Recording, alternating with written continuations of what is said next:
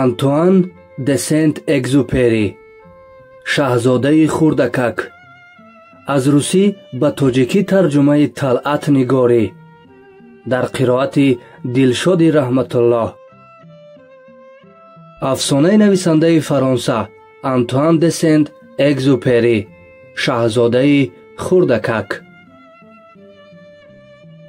нависандаи номии фаронса ва ҳавопаймои каспӣ антуан де сент экзюпери соли 1944 дар синни 44 солагӣ ҳангоми парвози ҷангӣ ҳалок шудааст. ӯ ҳавопаймои ҳарбии кашф буд. антуан ҳамеша мехост ки қаҳрамонҳои асарҳояш дар зиндагӣ ҳам қаҳрамони ҳақиқӣ бошанд. ӯ қаҳрамонҳояшро чун одамони дорои қувваи бузурги ботинӣ ки барояшон мафҳумҳои масъулиятшиносӣ, талаботи баланди ахлоқӣ нисбати худу дигарон чизҳои воқеиянду ҳамеша ба ҷонфидоӣ тайёранд тасвир мекард. худ низ ҷонфидо гардид, фидокори роҳи озодии ватанаш аз фашизм. асарҳои антуан де сент экзюпери ҳавопаймои хаткашони ҷануб, парвози шабона, сайёраи мардумон, ҳавопаймои ҳарбӣ, мактубе ба гаравгон, афсонаи шаҳзодаи хурдакак номи ӯро машҳури ҷаҳон ва абадӣ гардонданд. афсонаи шаҳзодаи хурдакакро экзюпери соли 1942 дур аз ватан дар Нью-Йорк навиштааст. ин китоб бори аввал дар ҳамон ҷо соли 1943 аз чоп баромад. ҳоло шаҳзодаи хурдакак ки афсонаи бачагона барои калонсолон аст ба бисёр забонҳои дунё тарҷума шудааст. шаҳзодаи хурдакаки антуан де сент экзюпери афсонаест барои калонсолон ки бо оҳанги кӯдакона, бо сабке ки хоси фаҳмиши бачаҳост навишта шудааст. ақлу заковати кӯдак дар содагии уст. одамият, инсонгароии ӯ ҳоло гум нашудаву худбовариро ба мардум гум накардааст. муносибати кӯдаки пок ба инсону табиат воситаест ки сент экзюпери барои ифодаи навъи инсон, инсоне ки ҳанӯз вайрон нашудааст ва инсоне ки аз ҷиҳати иҷтимоӣ вайрон шудааст истифода мекунад. дар дунёи беканор шаҳзодаи хурдакак бо як зиндагии бемаъние ки шаклҳои гуногун дорад вомехӯрад. бо мансабпарастии бемаънӣ, худпарастии бемаънӣ, чизпарастии бемаънӣ, бо илми беамал ки машғулият ба он ҳеҷ маънӣ надорад дучор мегардад. ӯ ҷӯёи инсон аст. маълум мешавад ки бемардумон будан бад аст, вале бо онҳо будан ҳам осон нест. корҳое ки мардум мекунанд агар аз бинишгоҳи одамӣнигарем аз ақл берун аст, қобили дарк нест.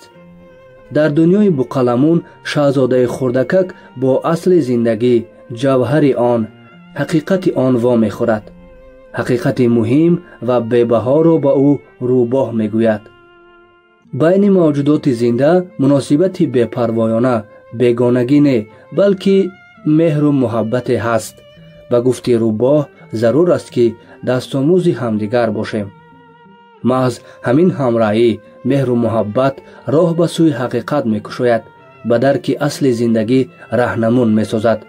ҷавҳари зиндагӣ муҳаббат аст ки ҳақиқати зиндагӣ дар он зоҳир мегардад.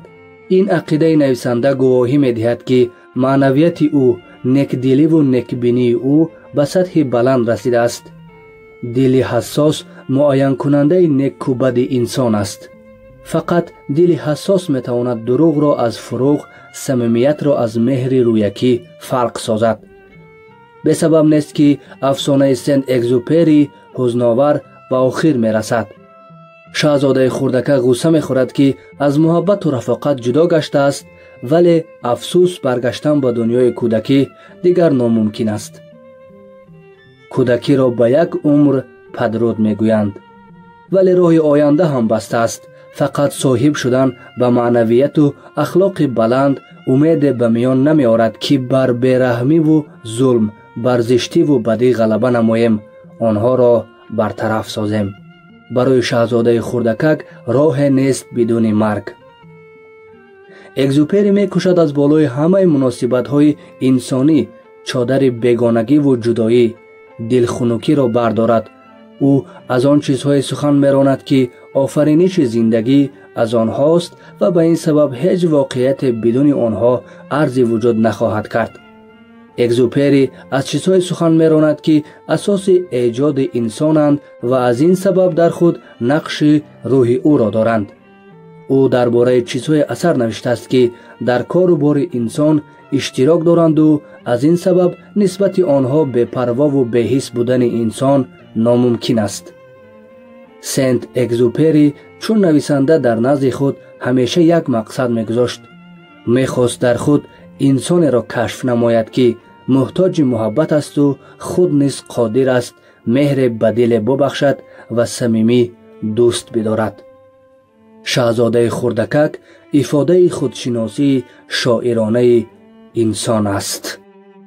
شنونده های عزیز، ادامه را در قسمت دیگر خواهید شنید.